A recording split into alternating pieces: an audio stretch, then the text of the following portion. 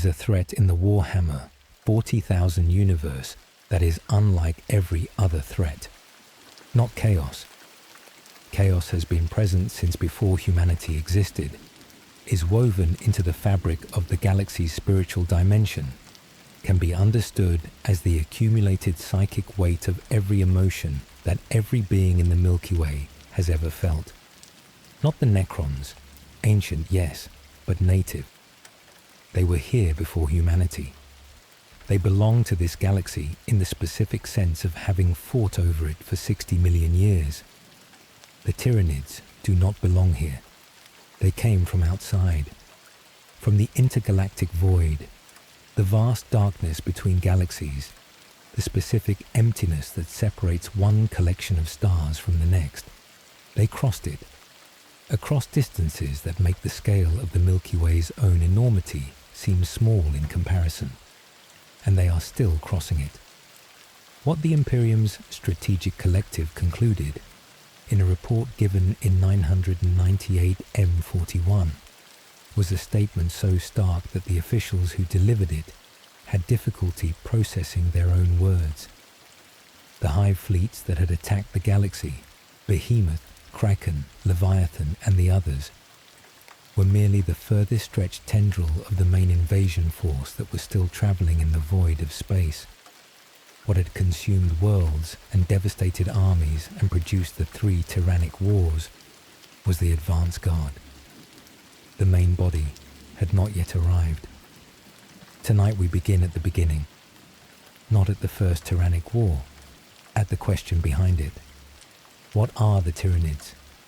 Where did they come from? And what does it mean for a galaxy to be in the path of something that has been traveling toward it across cosmological distances for longer than human civilization has existed? What the Tyranids are? The Tyranids are a single organism. This is the first and most important thing to understand about them, and it is the thing that makes every conventional framework for understanding war and invasion fail when applied to them.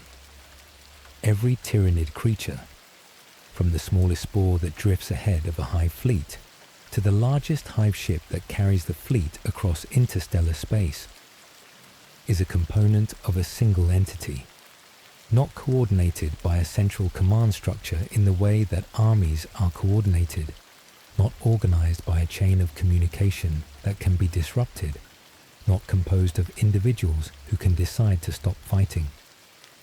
The hive mind is not a commander.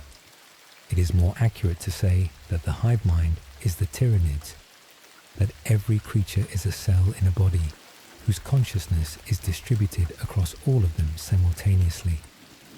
Mankind still searches vainly for the higher beings they suppose control the hive fleets. Such mighty creatures exist. The Norn queens who birth the swarm's organisms, the hive tyrants who embody the hive mind's will in physical form. But they no more control the hive mind than single brain cells control a man's body. It is the sum of the hive mind that motivates it, not its constituent parts. This distinction has specific military consequences. You cannot decapitate the Tyranid command structure because there is no command structure. You cannot assassinate the Tyranid leader because leadership is distributed across every organism simultaneously. You cannot demoralize the Tyranid forces because demoralization is a psychological condition, and the hive mind's response to casualties is not grief, but calculation. A body that loses cells can grow more, faster, from the biomass those lost cells provided. The Tyranids feed. This is their purpose. Not conquest in the political sense, not territory in the strategic sense. Consumption of all biological material in their path. Every organic molecule on every world they reach is consumed, processed, used to generate more Tyranid organisms, used to grow more hive ships, used to fuel the continuation of the swarm's journey. What they leave behind is not ruins. Ruins imply that something was there before. What the Tyranids leave is rock, sterile, stripped.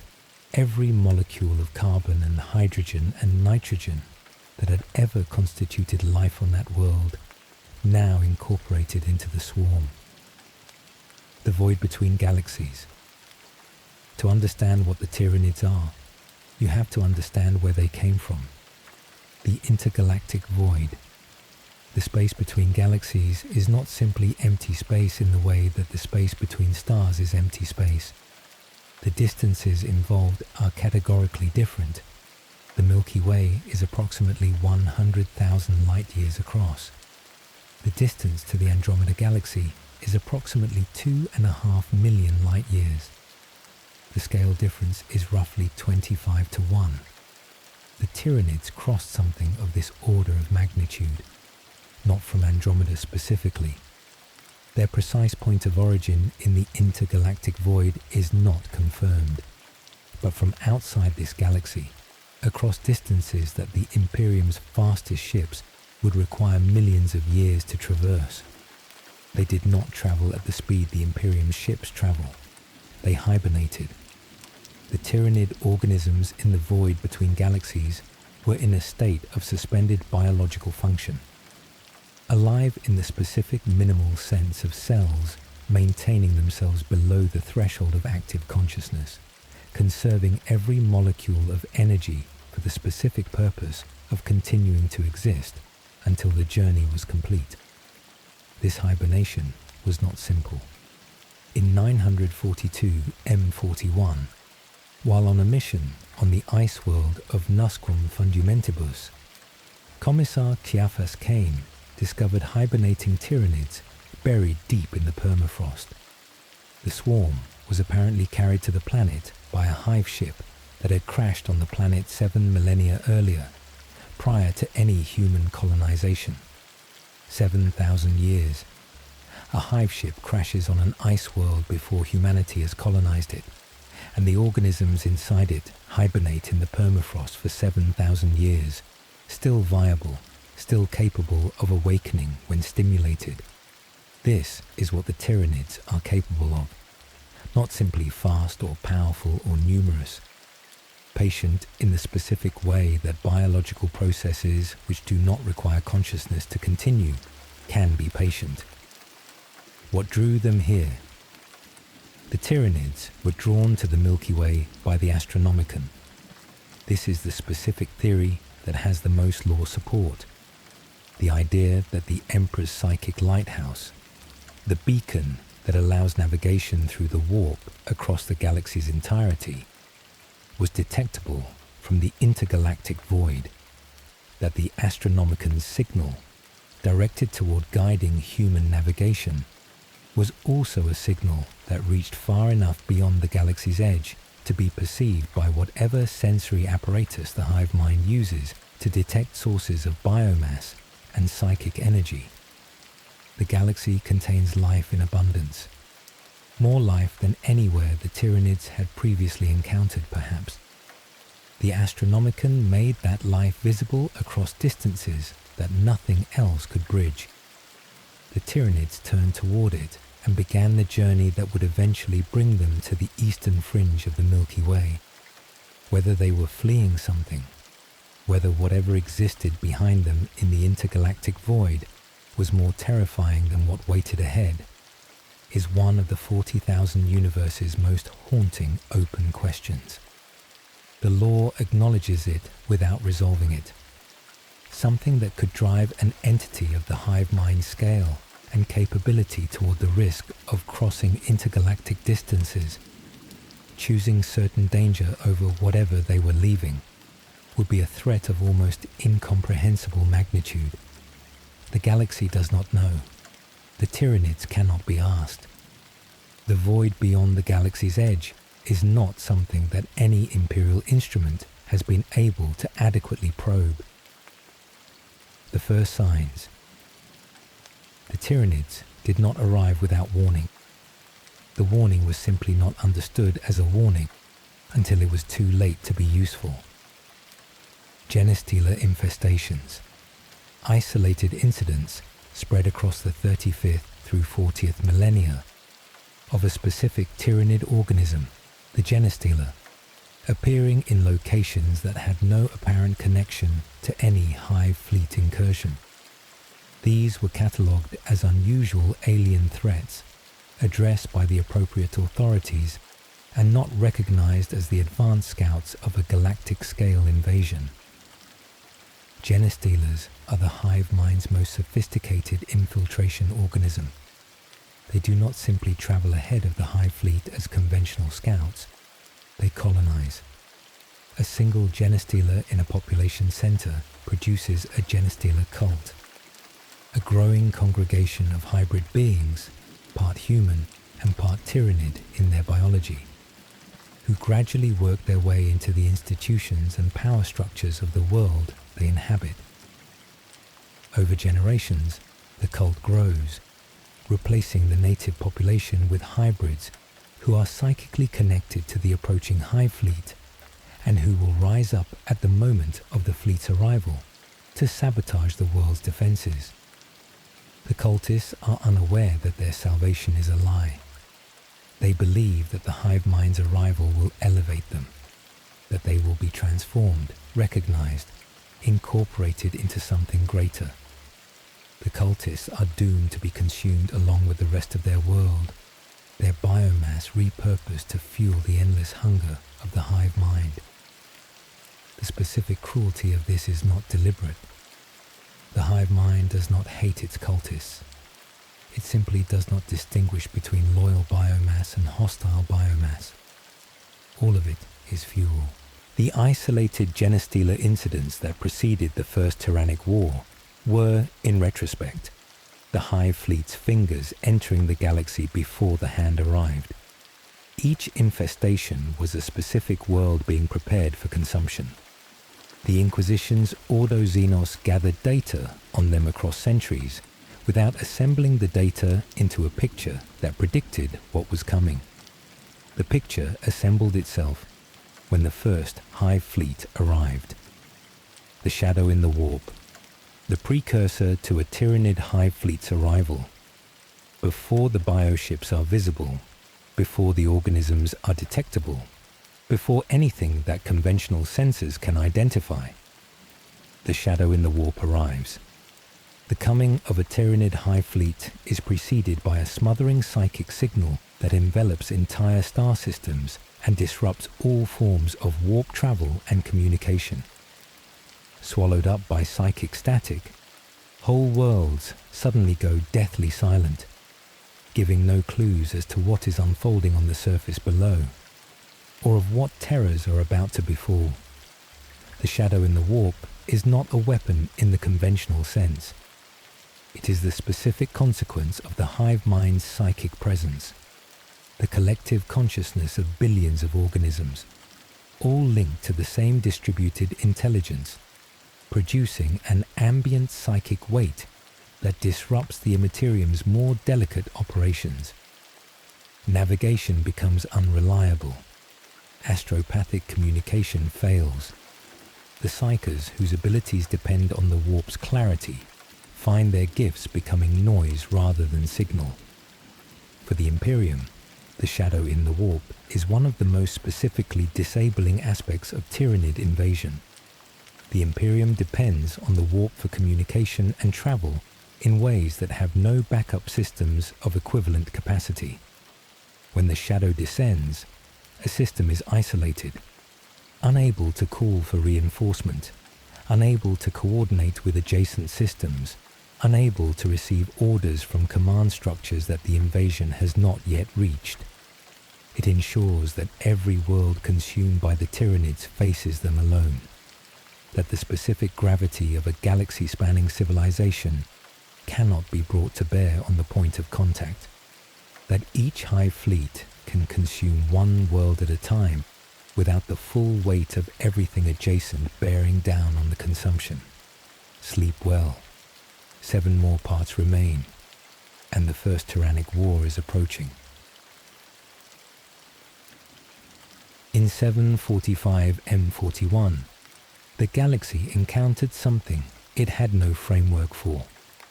The Ordo Xenos had records of unusual alien infestations, The Inquisition had files on genestealer incidents spanning millennia. Isolated worlds had reported being overrun by organisms that did not match any catalogue species. None of this had assembled into a prediction of what arrived from the eastern fringe of the galaxy in the year 745 of the 41st millennium. Hive Fleet Behemoth. The first major Tyranid Hive Fleet encountered by the Imperium of Man. The conflict that followed, the First Tyrannic War, would establish what the Tyranids were in terms that the Imperium could not, after that point, pretend to misunderstand. Entire planetary systems on the eastern fringe were found utterly lifeless, stripped to barren rock, even before the main swarm reached them.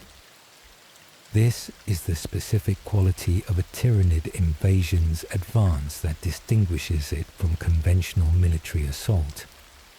The consumption precedes the engagement. The bioships that travel ahead of the main fleet are not scouts in the military sense. They are harvesters, consuming every available organic molecule on worlds that the main fleet will reach next, ensuring the fleet's appetite is met before the battle even begins. What Behemoth was. Hive Fleet. Behemoth was a living battering ram. This is the most accurate single description of its tactical character. Not the most sophisticated or the most adaptive of the Hive fleets that would follow it, but the most direct. It moved in a single concentrated mass, rather than the tendrils and encirclements that later Hive fleets would employ. It targeted Ultramar, the domain of the Ultramarines chapter, the most heavily fortified and best governed region of the Imperium's eastern fringe, and drove straight into it. Why Ultramar? The Tyranids do not choose targets through the political calculation that human strategists use. Ultramar was dense with life, heavily populated, extensively cultivated. It represented an enormous concentration of the biomass that the Hive fleet needed to sustain itself and grow.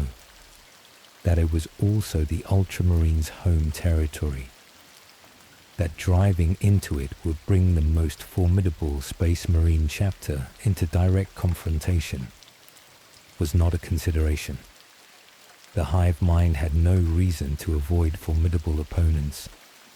Formidable opponents were resources that had not yet been harvested. The Ultramarines chapter was not at full strength when Behemoth arrived. The fourth company was deployed elsewhere. The second company had been destroyed in an earlier engagement. The chapter was below the 1,000 warrior strength that the Codex Astartes specified as its organizational baseline. Marneus Calgar, chapter master, who would eventually survive the war but at extraordinary cost, led what was available. The worlds of Ultramar fell one by one. Not all of them. The Ultramarines contested every system, but the pace of Behemoth's advance was such that the defenders were repeatedly outrun by the consumption that preceded the battle.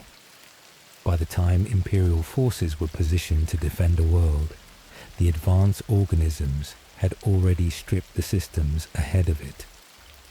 The battle for Macragge, the Ultramarines' homeworld, the world that Chapter Master Calgar had refused to retreat from, had refused to concede the specific planet that was the emotional and organizational heart of the chapter, even as Behemoth's advance consumed everything around it.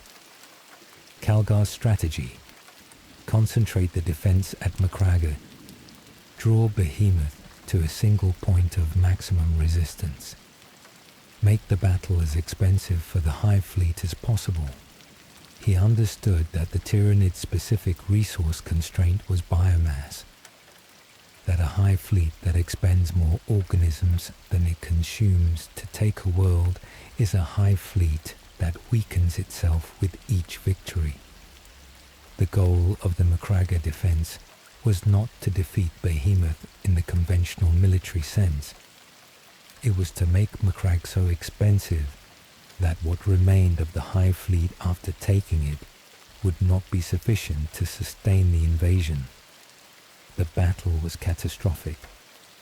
The Ultramarines' polar fortresses, enormous defensive installations at Macragge's northern and southern poles, were the specific anchors of the defense.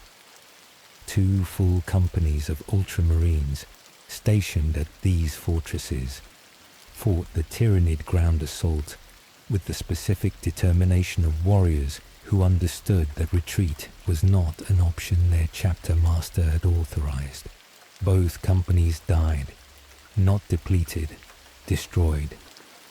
Every Space Marine in both polar fortresses was killed in the fighting. The scale of Tyranid assault that they faced, the specific density of organisms that Hive Fleet Behemoth had been able to deliver to the planet's surface, was not something that survival was available to resist. They held the fortresses. They held them until there was no one left to hold them. Calgar himself was nearly killed. In the fighting's final stages, he was severely wounded, multiple limbs lost, his armor destroyed, his body at the edge of what transhuman biology could sustain. He survived. The chapter's apothecaries and the specific resilience of Primaris' adjacent physiology eventually rebuilt him, but the cost was visible and permanent in ways that a chapter master's career-ending wounds tend to be visible. The Ultramarines' fleet engagement was the specific theatre where the Hive Fleet was ultimately broken. The bioships of Behemoth, the living spacecraft that carried the swarm across interstellar space, were engaged in the void around Macragge by the combined might of the Ultramarines' fleet and the naval battle fleets that had been assembled in response to the invasion. The void battle was as desperate as the ground battle. The Hive Fleet was shattered as a coherent force, not eliminated. The distinction matters enormously in the context of Tyranid campaigns. Shattered means the coordinated intelligence that directed the fleet as a unified entity was disrupted sufficiently that the remaining organisms could no longer function as a single directed swarm. Splinters of Behemoth continued to plague the galaxy for standard centuries after the main fleet's destruction. But Behemoth, as the specific unified assault that had consumed its way through Ultramar and driven to Macragge, was ended. What the First Tyrannic War established. The Imperium emerged from the First Tyrannic War with specific knowledge it had not possessed before. The Tyranids were a galactic-scale threat, not a regional alien species, not a localized Xenos problem that the appropriate authorities could address through the standard procedures. A threat that required the kind of strategic response that the Imperium had not had to deploy since the Horus Heresy. The Tyranids did not negotiate, did not surrender, did not respond to any form of communication. They consumed. The specific one-dimensionality of this purpose, stripped of every form of complexity that warfare between civilizations normally contains, made them in some ways simpler to understand than the Chaos Gods, or the Elder, or even the Orcs, and in other ways entirely resistant to the diplomatic and political tools that the Imperium normally supplemented its military with. The Ultramarines were devastated.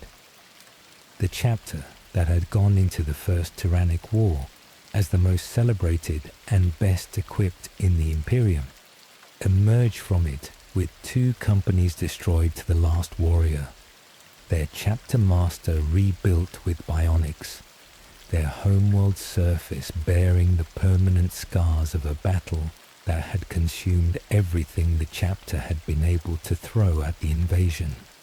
Chaplain Ortan Cassius, the longest-serving space marine in the Ultramarines' history, who had fought at the Battle for Macragge and who had spent the subsequent centuries developing the specific tactical doctrines for fighting Tyranids, became one of the most important figures in the Imperium's ongoing relationship with the Hive Fleets.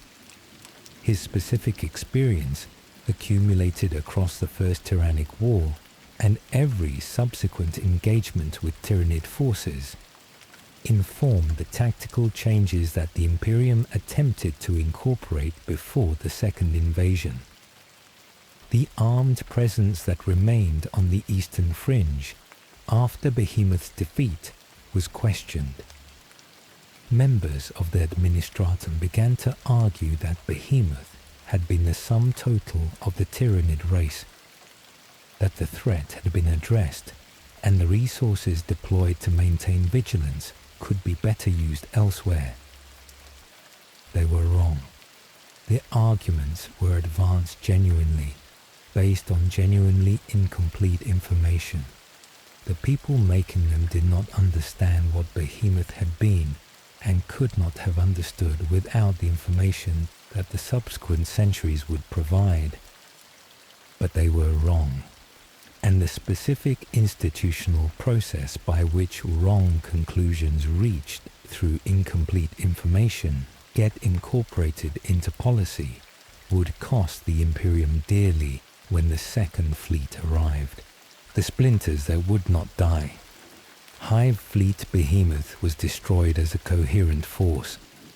The splinters were not. Across the centuries that followed the First Tyrannic War, isolated engagements with Behemoth splinter forces were documented across the eastern fringe. Not the coordinated assault of a unified Hive Fleet, the specific disorganized attacks of organisms that had survived the Void Battle's destruction of the fleet's coherence, that were now operating without the full weight of the hive mind's direction, following the most basic biological imperatives of the Tyranid species in the absence of the higher level coordination the main fleet had provided. They were still dangerous. A splinter fleet that has lost the strategic coordination of the hive mind retains the individual organism's specific biological capabilities. The bioforms that had stripped worlds ahead of Behemoth's advance, that had fought the Ultramarines at the polar fortresses, that had faced the fleet in the void around Macragge. These were still alive, still consuming, still generating new organisms from the biomass they consumed, just without the specific unified direction that had made them most effective. They were also, in the specific way of Tyranid biology, learning. Every world consumed, every enemy engaged, every tactical situation encountered. The genetic material of the defeated enemies was absorbed. The specific capabilities that had proven useful were encoded. The bioforms that emerged from the next generation of consumption incorporated what the previous generation had learned from being defeated. This is one of the Tyranids' most disabling qualities from the Imperium's perspective. Victory teaches them. A successful defense against a Tyranid attack produces organisms that have adapted to defeat that defense. The specific weapons and tactics that stopped Behemoth were incorporated into what the hive mind knew about defeating them. When Kraken came, it would face an Imperium that had survived one Tyrannic War, but Kraken would come having processed what Behemoth had learned from losing. Sleep well. 6 more parts remain, and Hive Fleet Kraken is already moving. 250 years after the First Tyrannic War, The Administratum's argument that Behemoth had been the sum total of the Tyranid race had shaped policy in exactly the way that wrong conclusions reached through incomplete information tend to shape policy, by reducing the specific preparations that the correct conclusion would have demanded. The armed presence on the eastern fringe had been questioned. Resources had been redirected.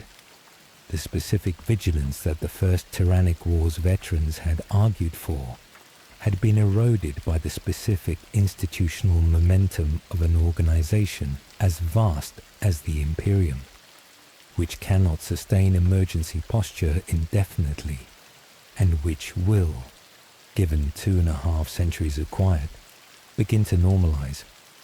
In 993 M41, the quiet ended. Hive Fleet Kraken. The second major Tyranid Hive Fleet to invade the galaxy was not Behemoth with a different name. It was the specific product of what Behemoth had learned.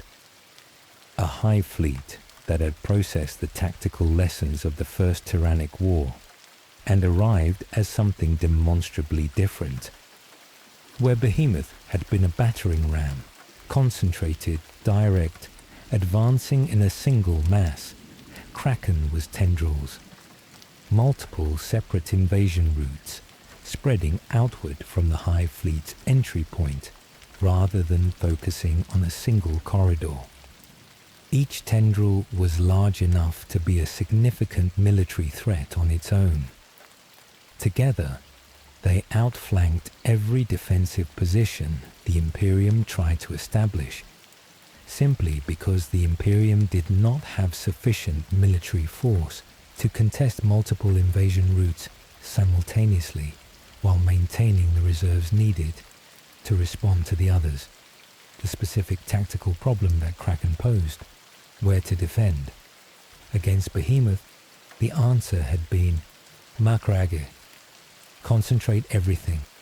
Make one point maximally expensive.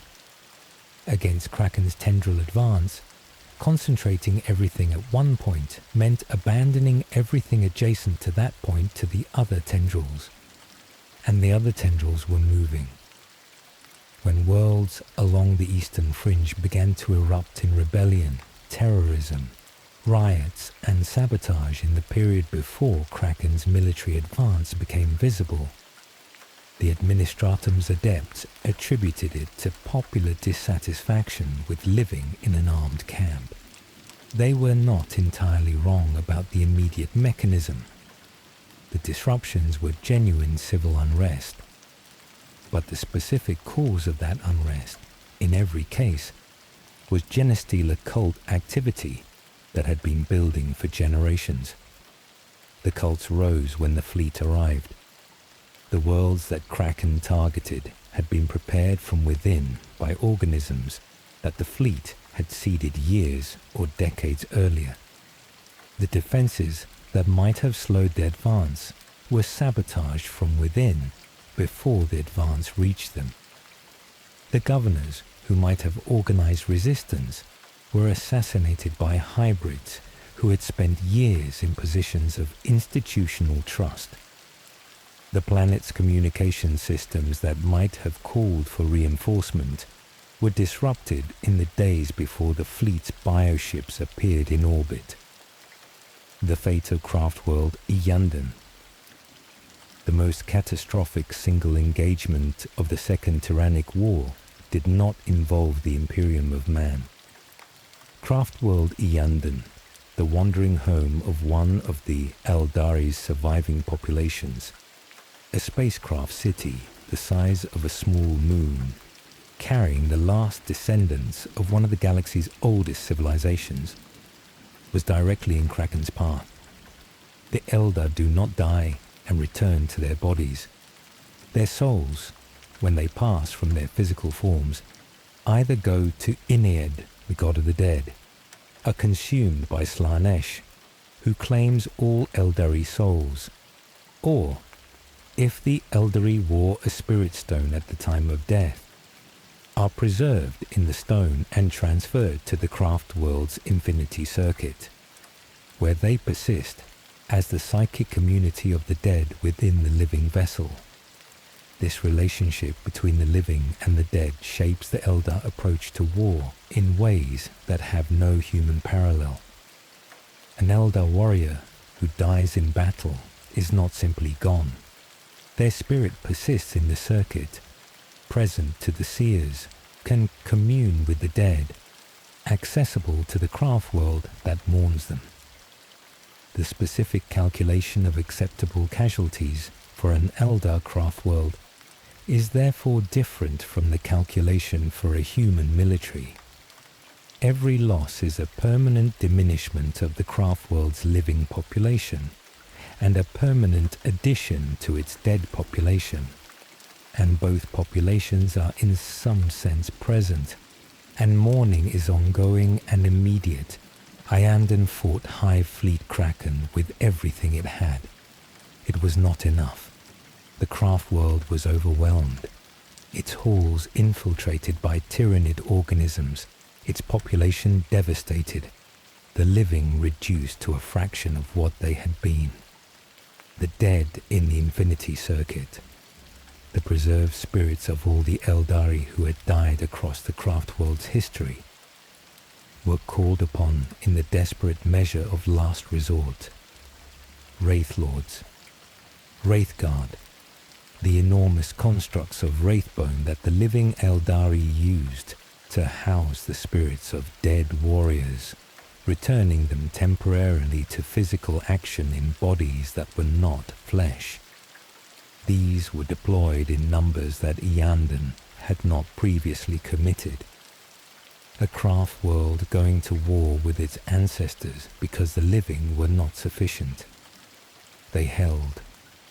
Hive Fleet Kraken was destroyed at Iyanden. The battle that broke the fleet's back was fought by a craft world of the dead, by Eldari spirits serving in the constructed bodies of ancient warriors, because the living had no one left. The cost was everything. Iyanden survived. The population that had walked its halls before Kraken arrived was mostly gone. The Eldar of Iyanden, those few thousands who remained among the living, existed afterward in the specific company of hundreds of thousands of the dead who had saved them. The infinity circuit, that had always been a spiritual presence in the background and life on the craft world, became the dominant reality.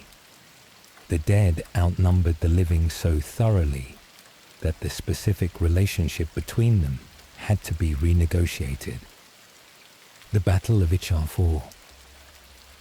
While Iyanden held one part of the front, the Ultramarines fought another.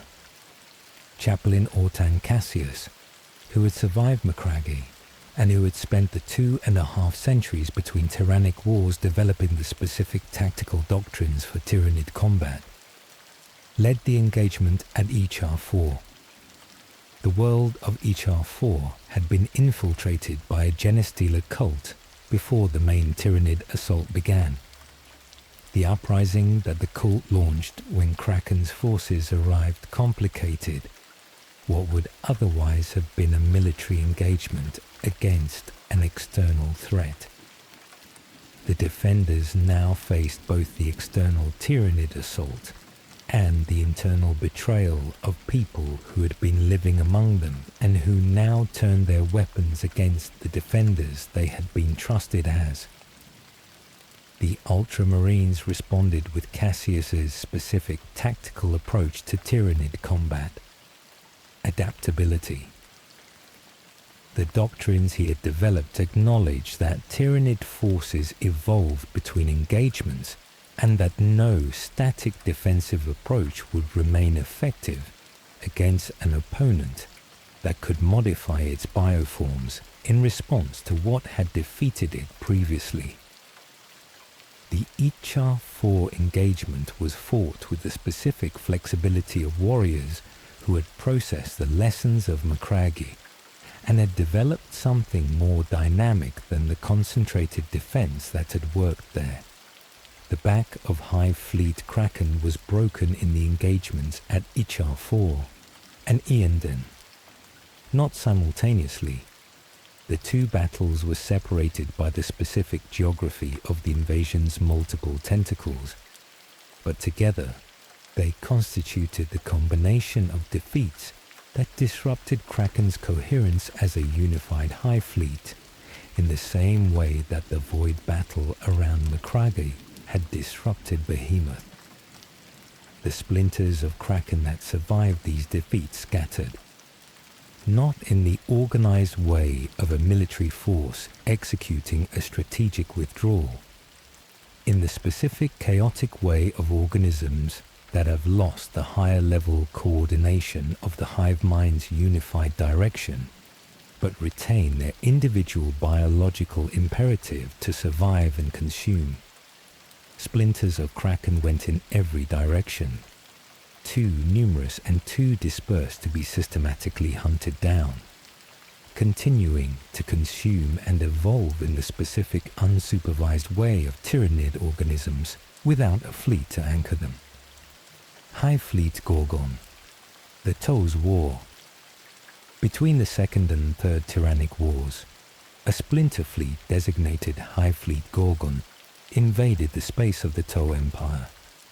This was, from the Toe's perspective, their first encounter with the Tyranids, and it was horrifying in the ways that the Toe's specific form of warfare was not prepared for.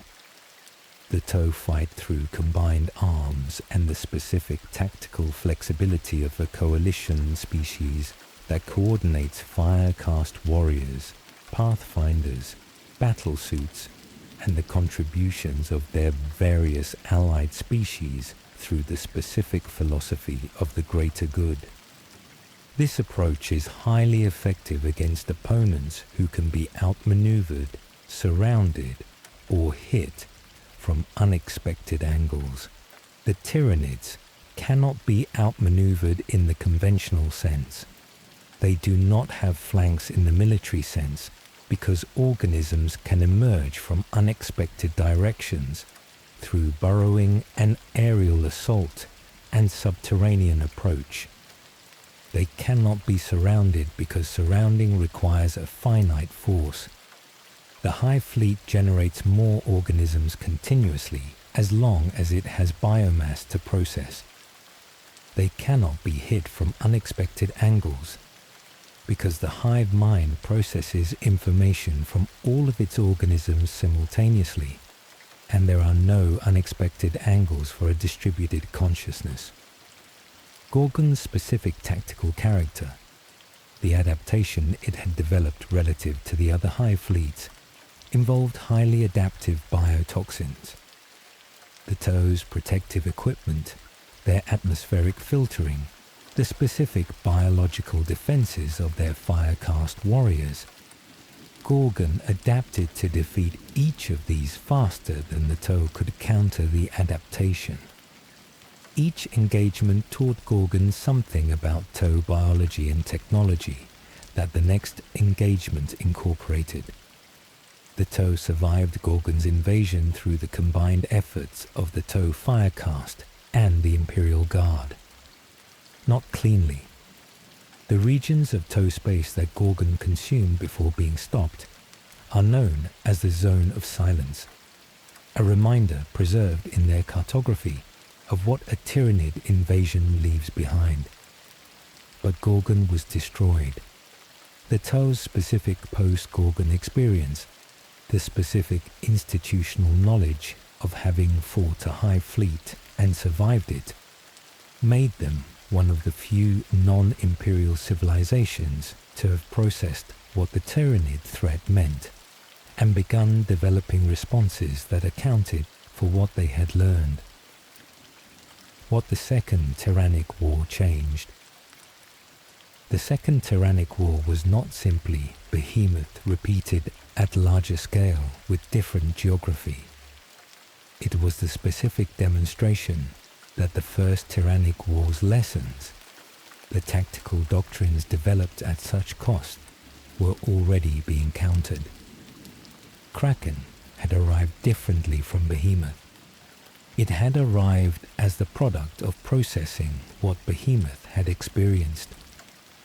The Imperium had survived by making the same adaptations, by fighting differently from how it had fought Behemoth. And the surviving splinters of Kraken were now, in their dispersal, processing what had defeated them. And the main hive mind, in the void beyond the galaxy's edge, was receiving all of it. Every organism's experience, every adaptation made, and every defeat suffered, and every world consumed.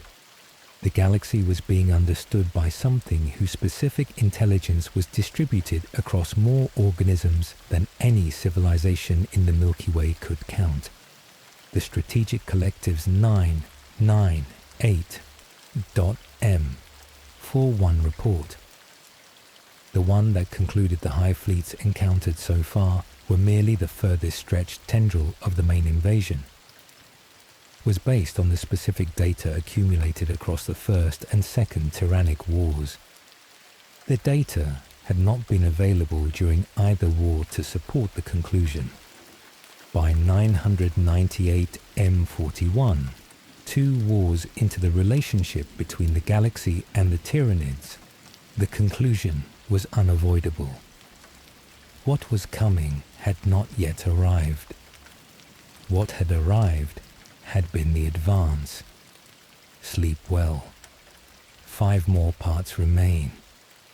And Hive Fleet Leviathan is rising from below.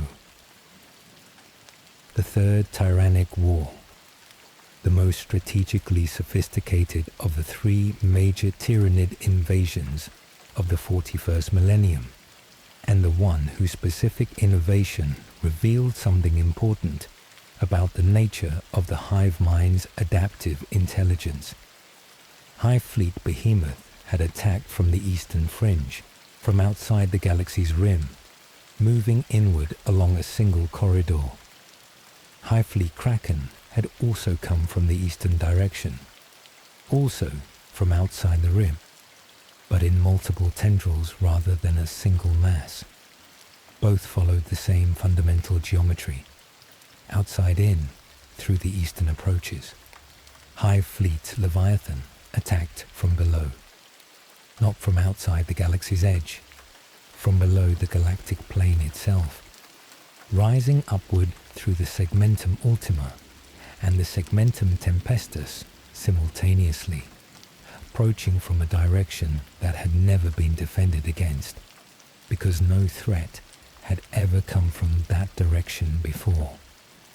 The Imperium's eastern fringe defenses, built, maintained and hardened across 2 Tyrannic Wars, were not pointed at the galactic south. The fleet stationed there, the fortress worlds selected for their positions along the invasion corridors, the tactical doctrines refined through 2 wars of eastern approach. None of it was oriented toward what Leviathan's attack required.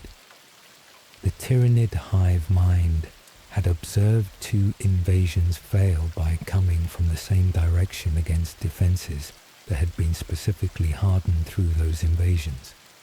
It had processed this and drawn the appropriate conclusion. What Leviathan was.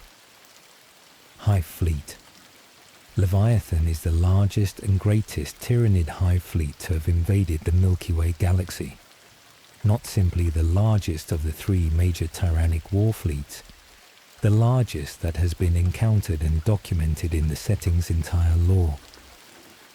Its scale, even at the initial point of entry, exceeded what had been known before. It attacked in 997 M41 from the galactic south, emerging simultaneously in both the Segmentum Ultima and the Segmentum Tempestus, splitting the Imperium's ability to concentrate its response across 2 separate invasion corridors, while neither corridor could reinforce the other without abandoning one to the full weight of the assault. Leviathan's tactical character, as documented through the Third Tyrannic Wars engagements, adaptability. Not the rigid battering ram of Behemoth, not the tendril geometry of Kraken, but the specific flexible quality of a Hive Fleet that had been built incorporating everything the previous invasions had learned. It was the most adaptable predator yet seen among the Hive Fleets, honing its skills by trial and error with an efficiency that exceeded what either of its predecessors had demonstrated. Leviathan's bioforms showed this adaptation. The organisms that emerged from the Hive Fleet's invasion had incorporated genetic material from a wider range of defeated enemies than any previous fleet. The specific biological diversity that results from 2 previous major invasions of the galaxy, each one consuming organisms from multiple species and incorporating their useful properties, was expressed in Leviathan's unprecedented tactical versatility. The defense of Baal, one of the Third Tyrannic War's most significant engagements. The defense of Baal, the Blood Angels' homeworld. The Blood Angels were among the specific Space Marine chapters that Leviathan targeted, not for reasons of strategic value in the conventional sense. Baal is not a forge world or a hive world or a system of exceptional industrial output. The Tyranids targeted it because it was there, because it had biomass, because every inhabited system on Leviathan's course was a target. Commander Dante, the oldest living space marine in the Imperium at the time, the Lord of Baal, who had led the Blood Angels for over 1,000 years, organized the defense of Baal with the specific resources available and the specific improvisation that defending a homeworld against an overwhelming force demands. Every battle brother was recalled. Every reserve was committed. Every defensive measure that Baal's geography and the Blood Angels' resources allowed was deployed. And it was not enough. The Tyranid assault was overwhelming in the specific way that a Hive Fleet, with a numerical advantage measured in billions of organisms, is overwhelming. The defense held long enough. This is the specific quality of the Blood Angels' defense of Baal that makes it remarkable. Not that it succeeded in destroying the Tyranid force, not that it turned the tide of the invasion. It held long enough for something extraordinary to happen. Robert Gilliman arrived, the Primarch of the Ultramarines, returned from 10,000 years of stasis and leading the Indomitus crusade across the galaxy. Reached Baal's system in time to reinforce the Blood Angels' desperate defense. The Crusade's forces, combined with the Blood Angels' survivors, turned the battle from a last stand into something the Leviathan could not simply absorb. The Primarch's presence was not simply a military reinforcement. It was the specific psychological and strategic gravity of a living demigod appearing at the point of greatest need. A being whose tactical genius and whose personal combat capability and whose authority to coordinate responses across chapter boundaries produce an effect that the sum of his individual contributions could not fully account for. The Phenon Prime campaign, another major engagement of the Third Tyrannic War, one that the lore documents less extensively than Baal, but that represents the specific quality of how the war was fought across multiple theaters simultaneously.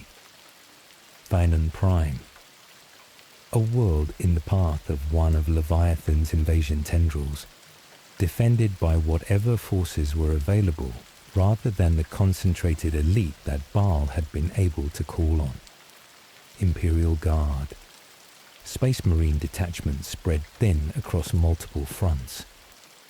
The specific combination of ordinary human soldiers fighting a force that their equipment and training had not been designed to address, supported by transhuman warriors who were themselves spread across a war that was happening on too many fronts simultaneously.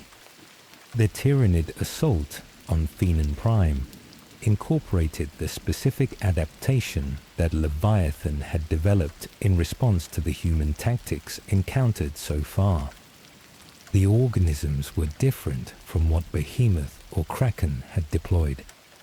The synaptic creatures, the bioforms that anchored the hive mind's control over the lesser organisms, had been modified, made more resilient, positioned with greater tactical sophistication.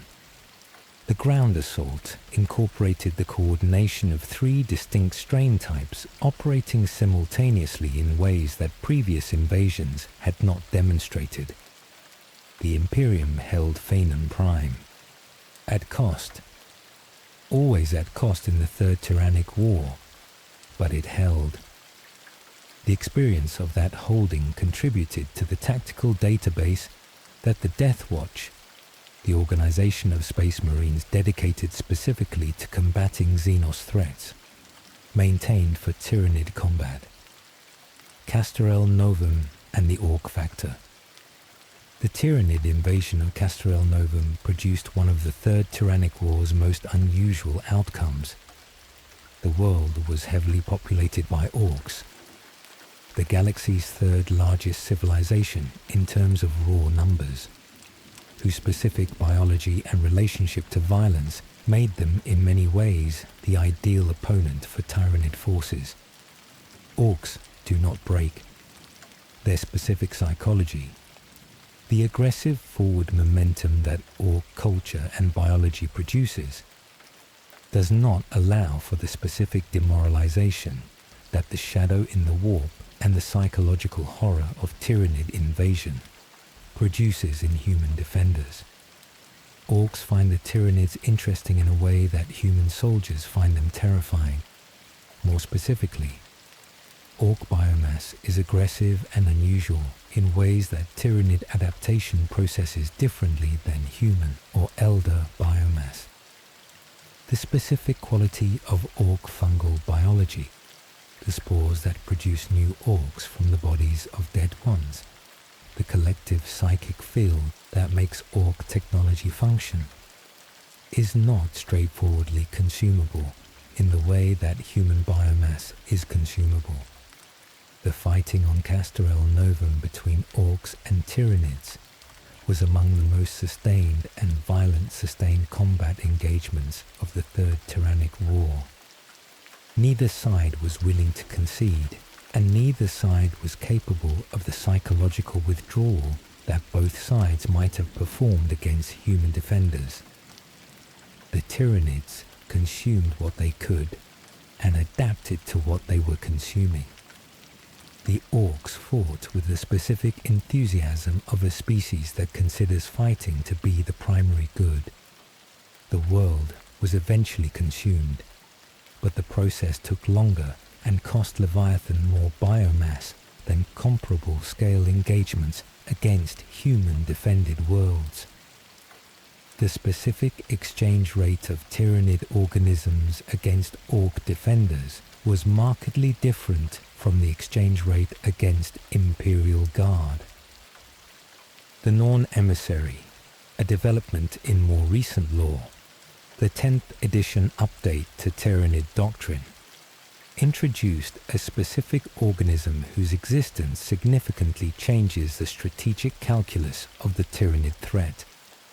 The Norn Emissary is a being of extraordinary individual capability deployed by the hive mind for specific high-value target acquisition.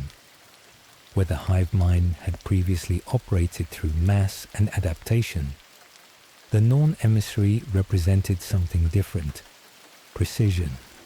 A single organism of immense power, directed toward the assassination of specific targets that the hive mind had identified as disproportionately valuable. The specific implication: the hive mind was capable of identifying individual humans individual space marines, individual commanders whose removal would disproportionately impair the resistance it faced, and of deploying a specialist organism, remove them. The distributed intelligence that had been processing billions of combat encounters had developed sufficiently specific models of its opposition to identify which nodes in the human military structure, if removed, would produce the greatest reduction in effective resistance. The hive mind was not simply becoming more physically powerful. It was developing a form of operational intelligence, a model of the Imperium's military structure specific enough to enable targeted degradation of that structure rather than simply overwhelming application of force.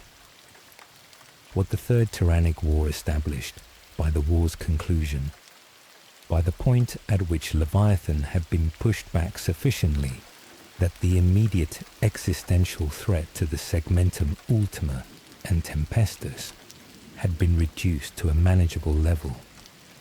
The Imperium's understanding of the Tyranid threat had been updated in specific ways. The hive mind was patient across geological timescales and adaptive across military ones. It did not repeat tactical approaches that had failed. It incorporated genetic information from every species it encountered. It selected invasion directions based on the specific defenses that previous invasions had encountered, and, as the Norn emissary demonstrated, it was developing an increasingly sophisticated model of its opposition. The Third Tyrannic War had not ended the Tyranid threat. It had pushed back one of the manifestations of that threat at enormous cost, and it had revealed that the manifestation it had pushed back was already rebuilding from the biomass it had consumed before being stopped. Leviathan was not destroyed. It was reduced, disrupted, its advance slowed. The splinters that survived the war's battles were rebuilding, evolving, waiting, and the main fleet, in the void, was still coming. Sleep well. 4 more parts remain, and the Fourth Tyrannic War has already begun. We have followed 3 Tyrannic Wars. The specific military events the worlds consumed, the armies that fought and died and in some cases held. But we have not yet sat with the question that sits beneath all of those events, the question that is more disturbing than any single battle's outcome. What is the hive mind? Not what it does, what it is. The specific nature of a consciousness that is simultaneously billions of individual organisms across interstellar space, that has been building its intelligence across millions of years of galactic consumption, that does not have a location, because it is distributed across everything that carries its genetic code. Tonight we follow the hive mind itself, the entity behind the invasions, the intelligence that has been processing everything it has encountered and adapting to everything that has harmed it. The distributed intelligence. The hive mind is not located in any single creature. This is the foundational fact from which every other aspect of the Tyranid threat derives its specific horror. A hive tyrant, the most powerful and most directly hive mind expressive organism that appears in Tyranid ground combat, is often described colloquially as the hive mind's representative. It is more accurate to say that a hive tyrant is a specific concentration of the hive mind's awareness, a point of greater cognitive density in a distributed intelligence that has no center. When a hive tyrant is killed, the hive mind does not lose awareness of what the hive tyrant was perceiving.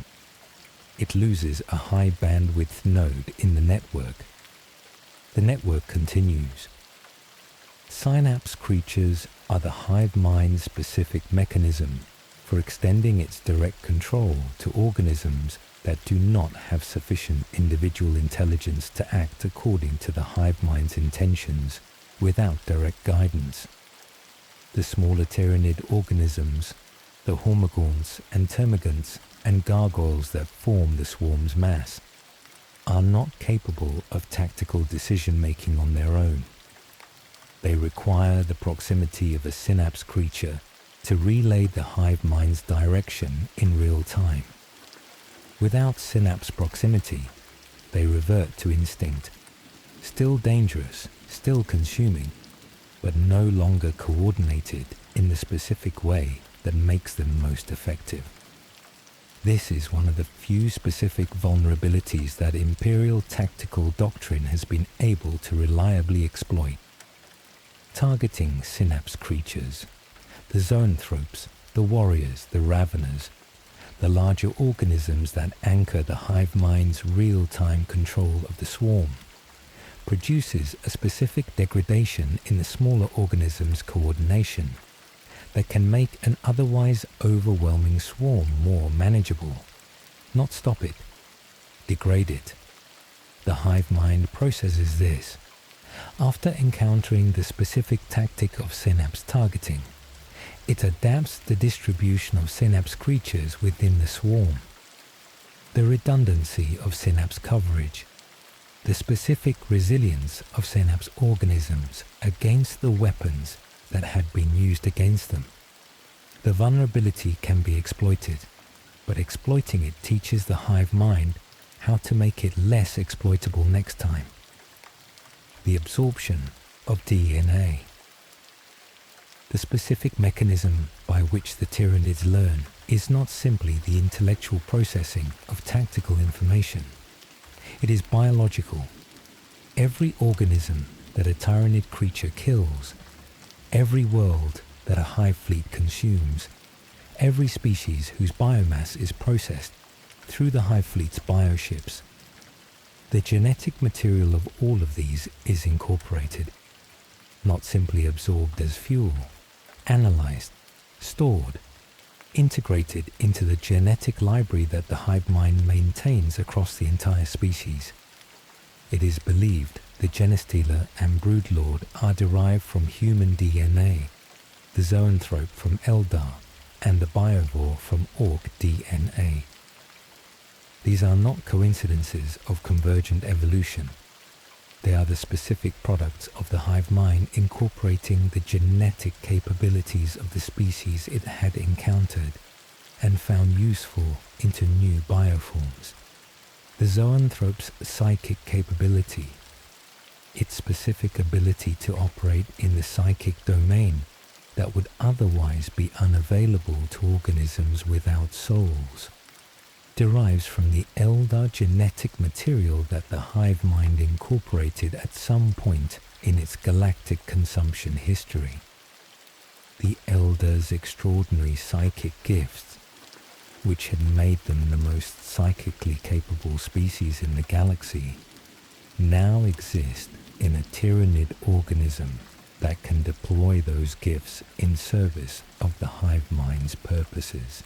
This is what the Tyranids have been doing in every galaxy they have consumed. Not simply eating, building, incorporating the genetic capabilities of every species they encounter into an ever-expanding biological toolkit. The hive fleets that reach the Milky Way carry the genetic heritage of every species that existed in whatever galaxies preceded this one. The Milky Way species, humans, Eldar, Orcs, Necrons, Toe, and every other civilization that has developed in this galaxy are next. Their specific biological capabilities, the genetic traits that make each species what it is, will be incorporated into the Tyranid species if the hive mind achieves its purpose. This is the specific horror that strategists like Inquisitor Kryptman have tried to communicate to the Imperium's leadership. The Tyranids are not simply consuming the galaxy's life. They are stealing its evolutionary heritage. Inquisitor Kryptman's response. Inquisitor Fidus Kryptman of the Order Xenos had spent his career studying the Tyranid threat. He'd been analyzing genestealer infestations and isolated Tyranid encounters long before the First Tyrannic War, had been among the handful of Imperial scholars who had assembled the fragments of evidence into a prediction of what was coming.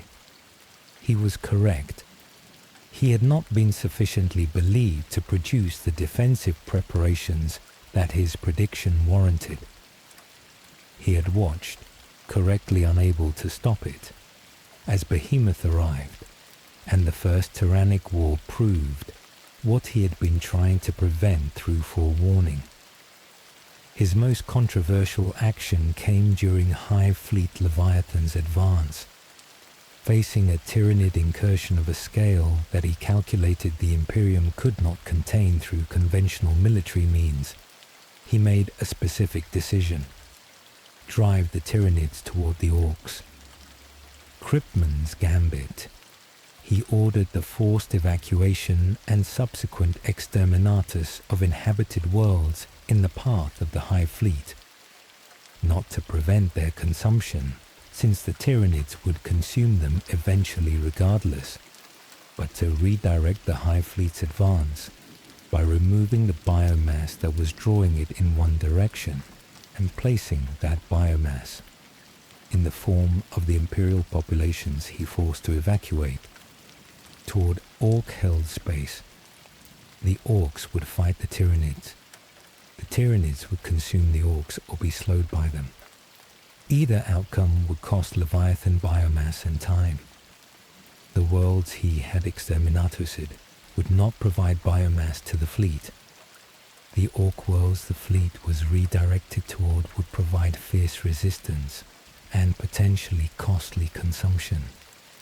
He killed the populations he could not evacuate. He committed exterminatus on worlds that had not been consumed. He sacrificed the living to deprive the enemy of their bodies. He was excommunicated from the Inquisition for this, not immediately.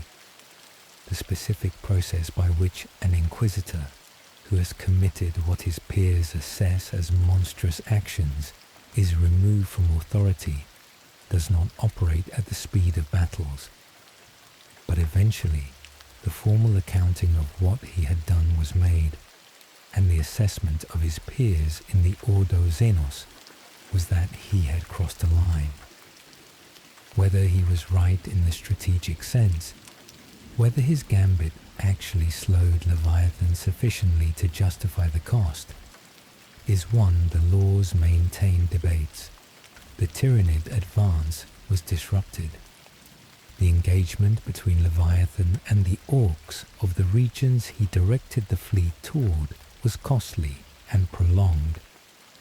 His excommunication did not necessarily mean he had been wrong. He had simply done something that the institution he served was not willing to endorse, even if the outcome it produced was the one the institution needed. The shadow in the warp's effect on the Elder. The shadow in the warp's effect on human and space marine psychers is extensively documented. Its effect on the Elder is different and arguably more immediately devastating. The Elder's relationship to the warp is more intimate than humanity's, where human psychers access the warp through abilities that most humans do not possess. The Elder as a species are deeply connected to the psychic dimension. Their culture, their arts, their spiritual practices, their relationship to their dead in the Infinity Circuit, their Farsha's ability to read the skein of fate. All of these depend on the warp's clarity in ways that human society does not depend on it. The shadow in the warp, when it falls on an Elder craft world, does not simply disrupt communication and psycher abilities. It severs the Farsa's ability to read the future, It disrupts the connection to the infinity circuit, the spiritual community of the dead that is the craft world's most essential non-material resource. It isolates the craft world's living from its dead in a way that has no human parallel. The Battle of Eandon demonstrates this. The craft world that had survived by deploying its dead in wraithbone constructs had done so because the Hive Fleet's approach had been predictable enough for the seers to foresee it, had arrived without being completely blinded by the shadow before they could prepare. Craft worlds that are caught unaware by the shadow before they have prepared their responses are in a categorically more vulnerable position. The Elders' understanding of the Tyranid threat, filtered through their ability to read fate and their ancient experience of the war in heaven and everything that followed, is different from the Imperium's understanding.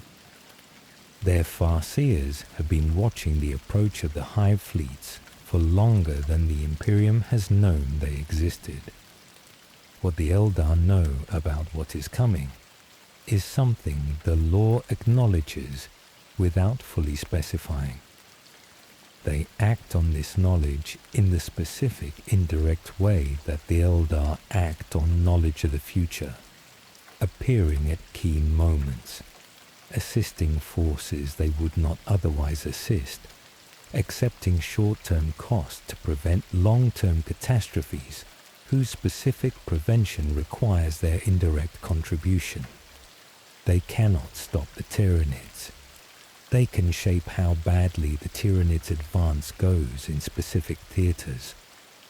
The Norn Queens. The Norn Queens are among the most significant organisms in the Hive Fleet structure, and among the least directly visible in combat.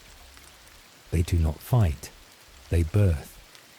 At the heart of each Hive Fleet are the Norn Queens, the interpretive conduit between the hive mind and the Tyranid organisms, birthing almost every Tyranid bioform in the fleet, barring the hive ships. They are the specific mechanism through which the hive mind's genetic library is translated into physical organisms, the point at which accumulated genetic knowledge becomes actual creatures. A Norn Queen does not birth organisms according to a fixed template. She adapts. The specific bioforms she produces in response to the hive mind's direction can incorporate genetic material from recent absorptions, can modify the proportions of different organism types in response to what the current tactical situation requires, can accelerate or slow specific production lines in response to the ongoing assessments of what the invasion needs. The Norn Queen is therefore the Hive Fleet's most essential non-combat organism. Destroying a Norn Queen, the specific goal of the most ambitious Imperial offensive actions against Hive Fleets, would significantly impair the fleet's ability to replenish its losses and adapt its bioforms to current threats. It would not stop the fleet. The organisms already produced would continue fighting and consuming. But the specific adaptive quality that makes Tyranids more dangerous after each engagement would be degraded. The Norn Emissary, the organism discussed in relation to the Third Tyrannic War, derives from the same lineage as the Norn Queens. The specific title suggests an organism that serves as the Queen's representative in a different capacity, carrying the hive mind's direction into more targeted operations than the mass assault that the Queen's bioform production supports. Sleep well. 3 more parts remain, and the galaxy is running out of time. The Tyranids have no mechanical technology, no metal weapons, no manufactured ammunition, no vehicles built from mined ore and processed steel. every function that a conventional military performs through manufactured equipment, the Tyranids perform through biology. Every weapon is alive. Every vehicle is an organism. Every piece of equipment is a creature shaped by the hive mind's genetic engineering to fulfill a specific function. The specific horror of this, the specific quality that makes it different from simply having unusual weapons, is that biological systems adapt in ways that mechanical systems cannot. A gun cannot evolve to defeat the armor that stops its bullets. A Tyranid bioweapon can and does, across generations of organisms produced by non-queens, who have processed what the previous generation's weapons encountered.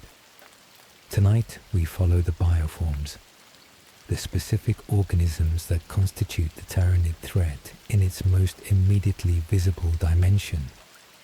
The creatures that the soldiers and space marines who fight Tyranids actually face. The swarm's architecture. Tyranid forces are broken up into categories defined by their function rather than their species. Every Tyranid organism was bred for a specific purpose, a specific role in the swarm's overall functioning. The architecture of a Tyranid invasion force is less like an army's order of battle and more like the organs of a body, each type fulfilling a function that the whole requires. Each type evolved specifically for that function. The hive ships, the living spacecraft that carry the swarm across interstellar space. They are organisms of a scale that makes comparison to other living things difficult. City-sized creatures whose biological structure includes everything necessary to sustain themselves and the organisms they carry across the void between stars.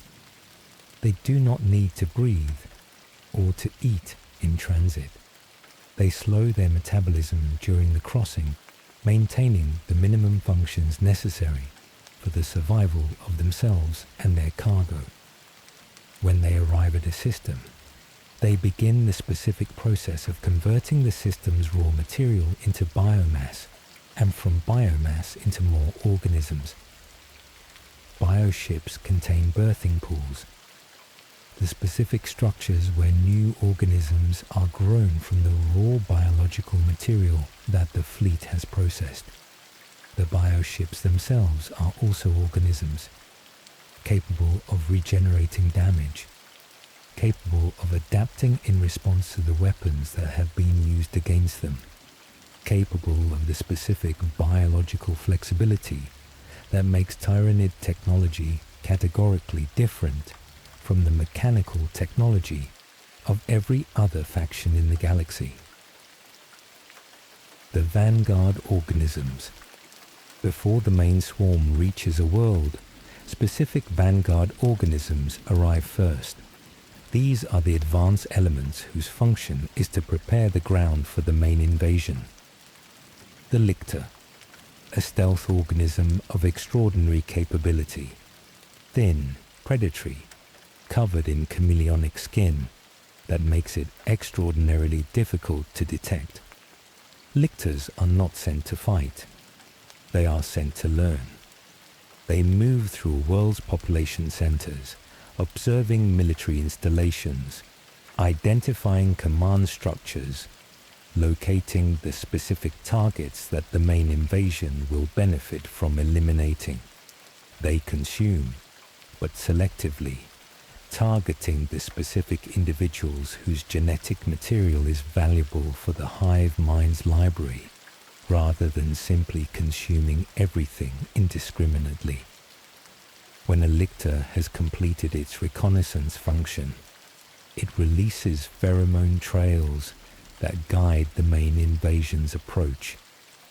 The specific signals it deposits in the environment are detectable by the synapse organisms that lead the swarm.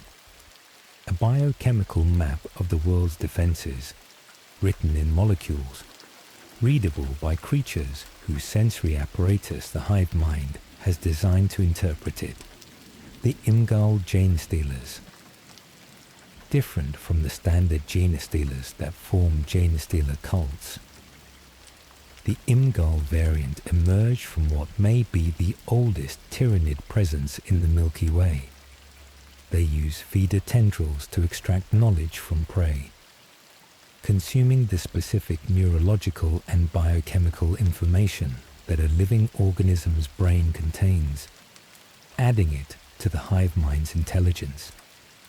Genestealer cults, the most sophisticated vanguard operation, not single organisms deployed for reconnaissance, but entire generations of hybrid creatures, grown from the offspring of Genestealer infiltrators who have spent years or decades embedding themselves in a target population. The cult's growth is exponential, each generation of hybrids more numerous, each generation more integrated into the host population's institutions. The cult's ultimate goal is to prepare the world for the fleet's arrival. The specific sabotage and disruption that begins when the fleet's shadow in the warp falls on the system.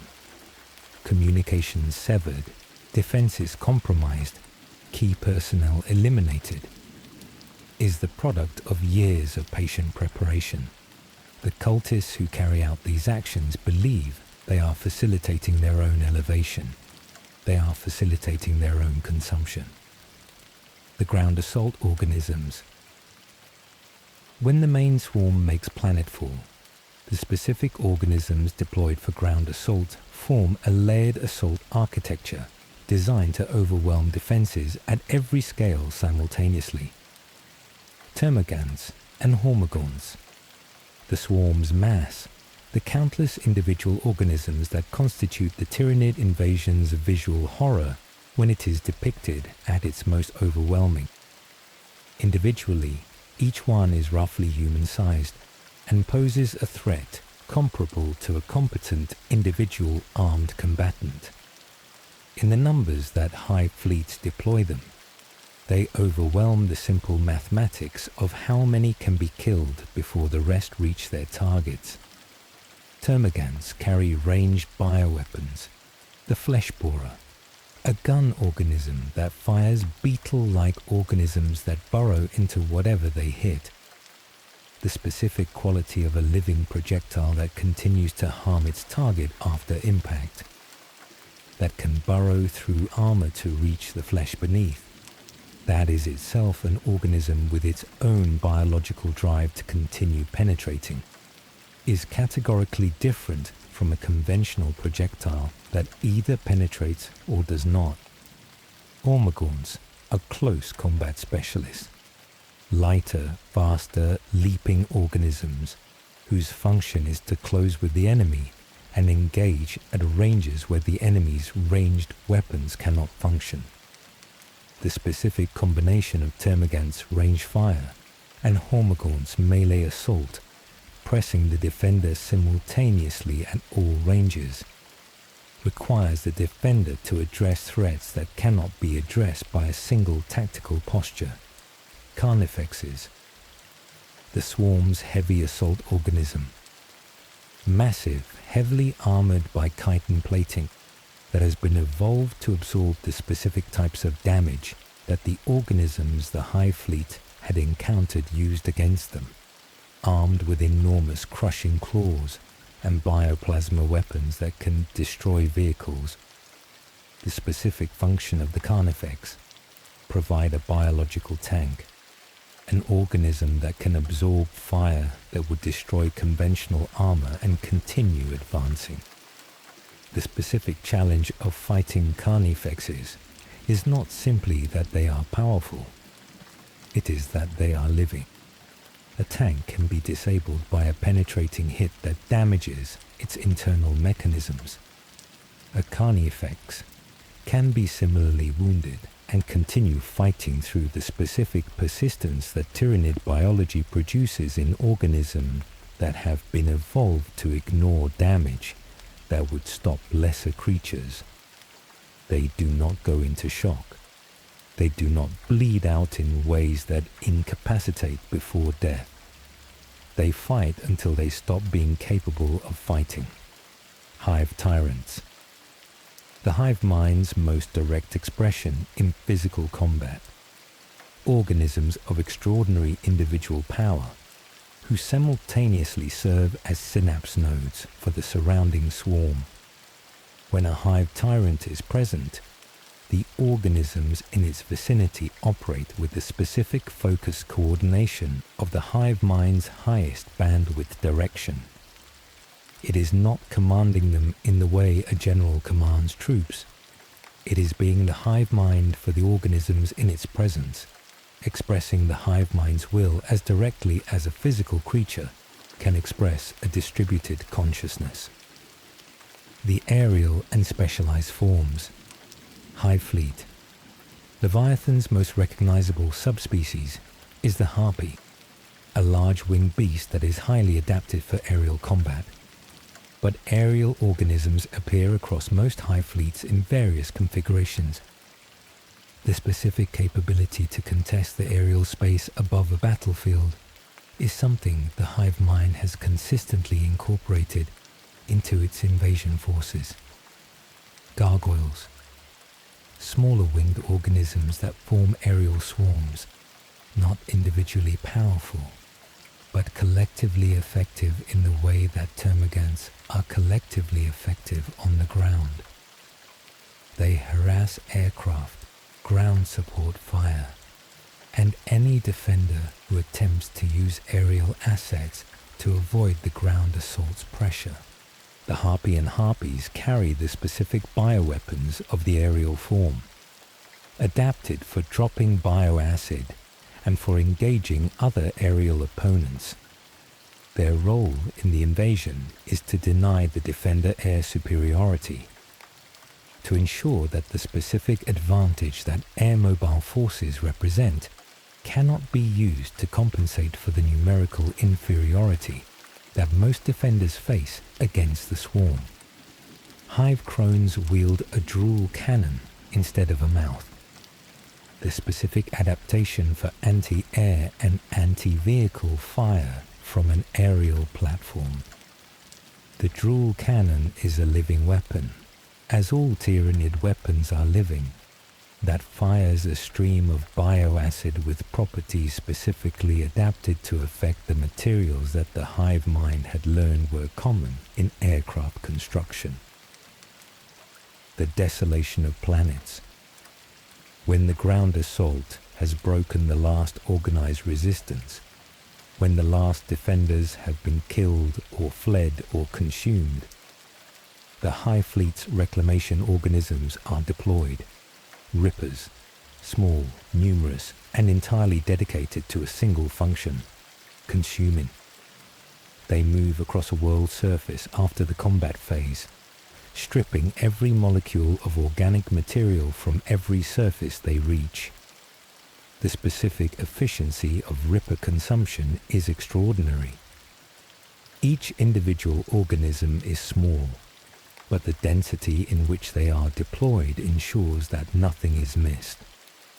The bioships above begin the specific process of drawing the consumed biomass up from the planet's surface through the enormous feeding tendrils that the Hive Fleet deploys, living pipes that connect the orbital fleet to the planetary surface, drawing the processed organic matter upward into the bioships for conversion into new organisms, new bioships, the raw material of the next invasion. When the Rippers and the bioships' tendrils have finished their work, what remains is rock. The planet's atmosphere is depleted. The biosphere is gone. The specific configuration of carbon and hydrogen and oxygen and nitrogen that had constituted an inhabited world, the soil, the water, the air, the organisms that had lived in all three, is now in the Hive Fleet, converted into the biological potential of the next set of organisms the hive mind needs. What is left is not ruins. It is not even a destroyed civilization. It is the absence of everything that civilization was built on. Sleep well. 2 more parts remain, and the Fourth Tyrannic War is the one we are living through. The Great Rift changed everything, not only for the Imperium, for the Tyranids as well, though in ways that benefited rather than hampered the invasion they had been conducting across the 41st millennium. The Cicatrix Maledictum, the galaxy-spanning tear between real space and the warp that formed in the aftermath of Cadia's fall, divided the Milky Way in half. The Imperium Sanctus and the Imperium Nihilus, 2 halves of a civilization that depended on the warp for communication and travel, suddenly unable to reliably reach each other. The Astronomican's light, which had guided the Tyranids toward the galaxy in the first place, was dimmed for the half of the Imperium beyond the rift. The Tyranids do not navigate by the Astronomican. They navigate by the hive mind, by the distributed psychic connection that links every organism in the fleet regardless of distance. The Great Rift that disrupted human navigation did not disrupt Tyranid navigation, and the specific chaos of a galaxy divided, with chaos forces exploiting the rift's opening, with Necrons awakening across the galactic east, with the Imperium stretched to address multiple simultaneous catastrophes, was, from the hive mind's perspective, a feeding environment that had become simultaneously more chaotic and more accessible. The Fourth Tyrannic War begins. The Fourth Tyrannic War is not defined by a single event in the way that the previous Tyrannic Wars were defined by specific Hive Fleet invasions. It is the ongoing state of the galaxy in the age of the Dark Imperium, the continuation and escalation of Hive Fleet Leviathan's assault, which was reduced but not destroyed by the Third Tyrannic War's battles, now joined by new fleet elements and new splinters, and the ongoing activity of every previous invasion's surviving components. In M42, the 42nd millennium that begins in the age of the Dark Imperium, the Tyranids sent shocks throughout the Imperium by unleashing a new massive invasion throughout Segmentum Pacificus. Not a different Hive Fleet with its own designation. An escalation of the ongoing invasion. A commitment of forces that exceeded what the Segmentum Pacificus had faced in any previous engagement. The Segmentum Pacificus had not been the primary theatre of the previous Tyrannic Wars. Its defences were oriented toward other threats, toward the specific tactical situations that had historically been most relevant to the western reaches of the galaxy. The massive Tyranid assault that hit it in M42 found defences that were not organised around the specific threat they now faced. This is the strategic lesson that the hive mind had processed from the Third Tyrannic War's Leviathan campaign. Attack in the direction that had not been defended against. Leviathan had attacked from below the galactic plane. The Fourth Tyrannic War's Segmentum Pacificus offensive attacked from the galactic west, against the half of the Imperium that was cut off from Guilliman's reinforcements by the Great Rift, in territory that had not been the primary theatre of any previous Tyrannic War. The Residius system.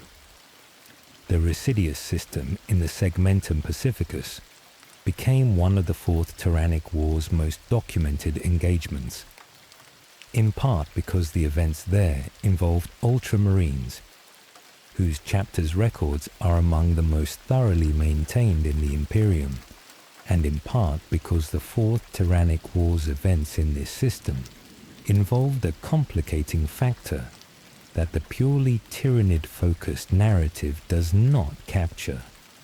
the Hive Fleet Leviathan splinter that targeted the Residius system was conducting the specific operations that splinter fleets conduct, systematically consuming the system's worlds, beginning with the most accessible and moving toward the most defended.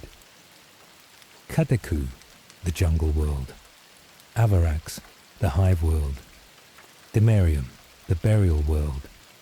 The Ultramarine Second Company deployed under Captain Acheron, with Lieutenant Titus, whose specific history with Tyranids had begun in the First Tyrannic Wars' aftermath and continued through the Death Watch, found themselves fighting the Fourth Tyrannic War in the specific way that Space Marines fight it, holding critical positions, enabling evacuations, conducting strikes against the organisms that could most disrupt the swarm's coordination.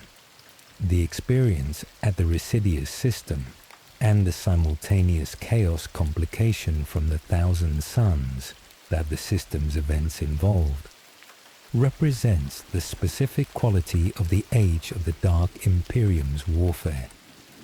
The Tyranids are rarely the only threat.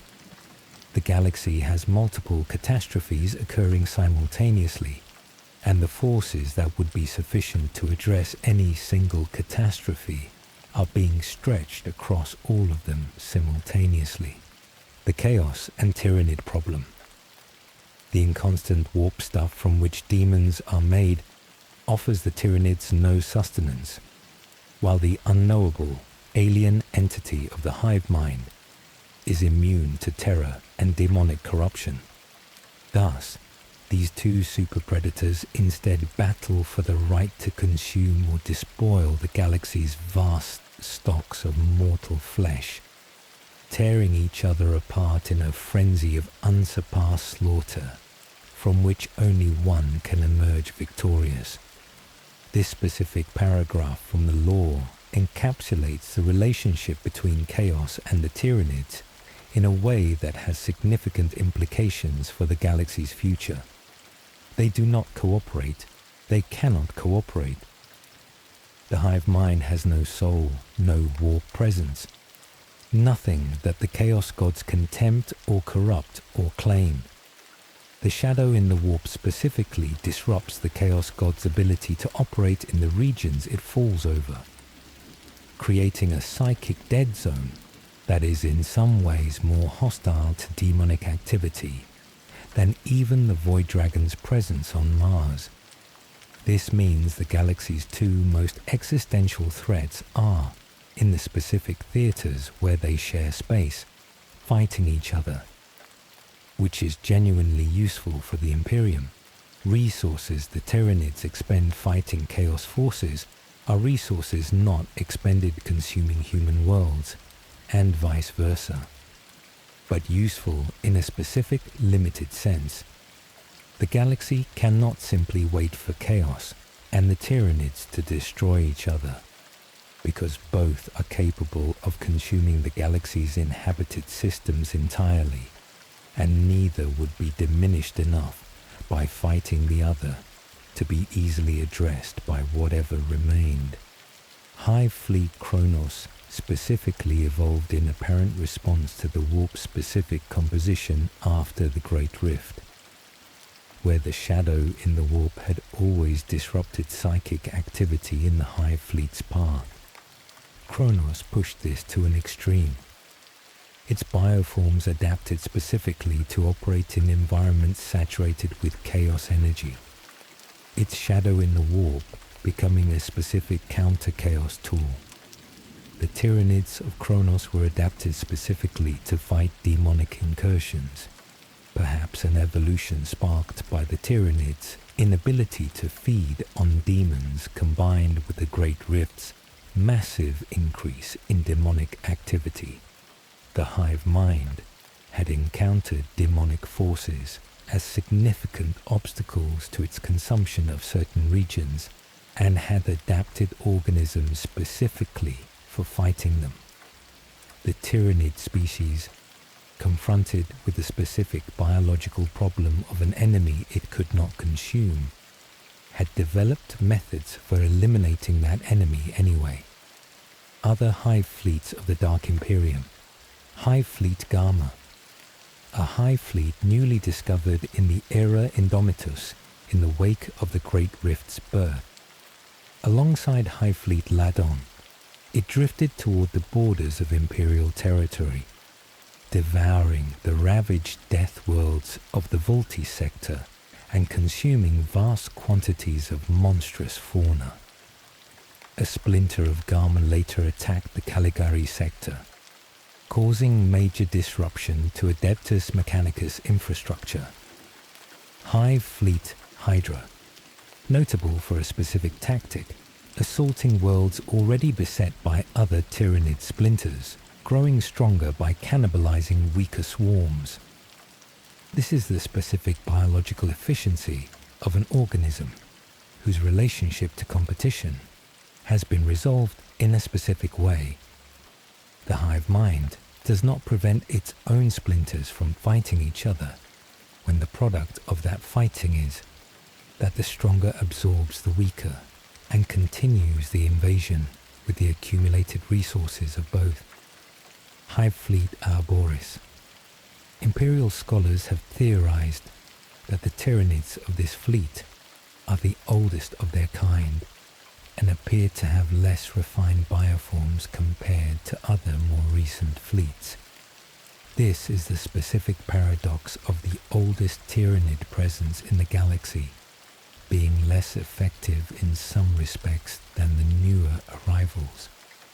The refinement that the hive mind had been applying to each successive fleet had not been applied to whatever Arboris represented, a remnant or fragment of an earlier phase of the invasion that had persisted through different circumstances than the main fleets.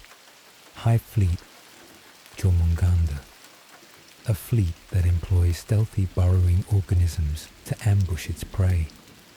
The specific innovation of an approach from below, through the planet's own substrate, rather than from the void above. Defenders who organize their response around the expected vectors of attack from the sky find themselves attacked from beneath their feet by organisms that had infiltrated the planet's geology before the main fleet was even visible in the system's sensor range. The Silent King's assessment, Sharek, the Silent King of the Necrons, who had returned to the Milky Way specifically because of what he had observed in the intergalactic void, had seen what the Tyranids were in a context that no other being in the galaxy had accessed. He had seen what they left behind, the galaxies they had consumed before arriving here, the specific nothing that remained of those places, not stars and planets without life, but a different quality of nothing. Stars without the specific electromagnetic signatures that biospheres produce. Planetary systems without the complex molecular compounds that organic chemistry generates. The residue of the Tyranid's passage through a galaxy is detectable even billions of years later. His return to the Milky Way was motivated by the specific calculation that a galaxy consumed by the Tyranids was a galaxy that could not serve as the resource base the Necron's restoration dream required. The dream of reversing biotransference, of reclaiming biological existence for a species that had been metal for 60 million years, required organic life in sufficient quantity and variety to support the transfer. A galaxy stripped of organic life by the Great Devourer was a galaxy where that dream was foreclosed. He built the Nexus arrangement, the coalition of Necron dynasties directed not simply at reclaiming their tomb worlds, but at specifically addressing the Tyranid threat as the primary existential risk to the restoration project, not charity.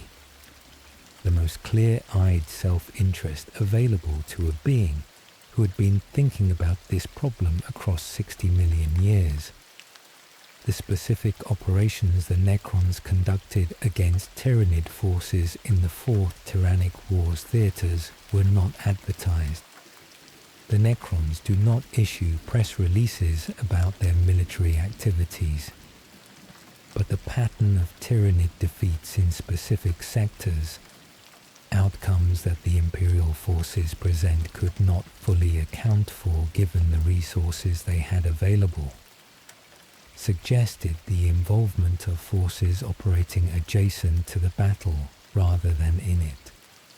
The Necron pylons that had been suppressing the Eye of Terror's expansion for 60 million years had also been, it is implied in the lore, serving as a specific counter to the Tyranid hive mind's long-range signal processing. The galaxy-spanning psychic infrastructure that the Cadian pylons represented was not simply about chaos containment. It was about maintaining conditions in which the Milky Way species had the maximum possible advantage over external threats. When the pylons were destroyed at Cadia, both of these functions ended simultaneously. Sleep well. One final part remains, and the question of whether the galaxy can be saved is still open. We have followed the Tyranids from the intergalactic void and whatever drove them toward this galaxy, through 3 major Tyrannic Wars and the multiple Hive Fleets that have contested specific regions of the Milky Way, through the specific organisms that constitute the threat and the specific minds that have tried to address it. Now we ask the question that the military history of the Tyranid invasions does not fully answer. What do the Tyranids mean for the Warhammer 40,000 universe? Not what they do to the worlds they consume. What they represent in the specific philosophical and existential sense that the 40K universe uses its most extreme threats to explore. The enemy that cannot be negotiated with. Every other major faction in the Warhammer 40,000 universe has something that can be argued with. The Chaos Gods have desires, specific things they want, specific bargains they are willing to offer. A theology organized around exchange, even if the exchange is deeply unfavorable to the mortal party. The orcs can be satisfied by fighting. Their specific psychology produces a relationship to combat that is, in its own terms, fulfilling rather than simply destructive. The Eldar can be reasoned with in the specific sense that they have long-term goals they will discuss, even if discussing them does not typically produce outcomes that are good for the person discussing them. The Necrons have goals, the restoration dream, the dynastic ambitions, the specific interests that can sometimes be temporarily aligned with the Imperium's interests. The Tyranids have none of this. They do not want to rule. They do not want to be worshipped. They do not want territory in the strategic sense. They do not have a position that can be understood, no argument that can be made to them, no appeal to self-interest that could produce a different outcome.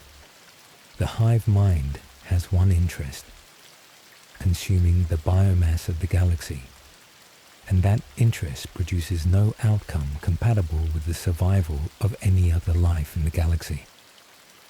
This is what makes the Tyranids, in the specific terms of the 40K universe's philosophical architecture, the most purely existential of its threats. Chaos is terrible because it corrupts. The Tyranids are terrible because they consume. Corruption implies that something remains. A corrupted empire, a fallen Primarch, a possessed Psyker. Something is still there, transformed and terrible but present. Consumption leaves nothing. What the Strategic Collectives report actually meant. The 998.M41 report that concluded the Hive Fleets encountered so far were merely the furthest stretched tendril of the main invasion force. Let us sit with what this report was actually saying. 3 Tyrannic Wars, hundreds of worlds consumed, the devastation of Craftworld Irnden, the near annihilation of the Ultramarines chapter during the First Tyrannic War, the systematic consumption of entire star systems across the eastern fringe, and then the galactic south. All of this had been the advance guard. The main body has not yet arrived. It is still travelling in the intergalactic void. By the setting's cosmological scale, it is closer to the galaxy than it was when the advance fleets first appeared. The specific math of objects in motion across interstellar distances means that whatever is behind the advance is consistently approaching even during the periods when the advance fleets are being fought and pushed back. The report included a stark assessment. An increase of mobilization levels by a minimum of 500% would be needed to slow this main force. Additionally, the drafting of every able-bodied man and woman on every world of the Segmente Solar, Obscurus, and Tempestus would be needed to have a chance at repelling the main force. The Imperium at the time of the report was not capable of mobilizing at 500% of existing capacity. It was not capable of drafting the entire able-bodied population of its 3 largest segmenta. The specific institutional and logistical reality of a civilization of 1 million worlds is that it cannot be reorganized to this degree without the kind of central authority and institutional flexibility that the post-heresy Imperium had specifically been designed to prevent from existing. The report's most honest implication: what had been survived so far was survivable. What was coming might not be. The specific horror of adaptation. The standard military principle for defeating an enemy. Identify what defeats them and do more of it. Develop the weapons that work. Train for the tactics that succeed. Mass the capabilities that produce victory. This principle fails against the Tyranids in a specific way that no other enemy in the 40K universe duplicates. Every weapon that works against the Tyranids teaches the Tyranids how to be resistant to that weapon. Every tactic that succeeds teaches the hive mind how to counter that tactic. Every organism that is killed in a way that works provides the hive mind with the genetic information necessary to produce organisms that are not killed in that way. The specific arithmetic of this: the Imperium accumulates the knowledge of how to fight Tyranids across the Tyrannic Wars at the cost of fighting them. The Tyranids accumulate the knowledge of how to resist being fought at the cost of being fought. Both sides learn, but the Tyranids learn from losses in a way that the Imperium cannot. They incorporate the method of their defeat into the biology of the next generation. A weapon that kills 100,000 Tyranid organisms is a weapon that has educated the hive mind about the specific properties of that weapon in the most comprehensive possible way, through the deaths of 100,000 organisms that were defeated by it.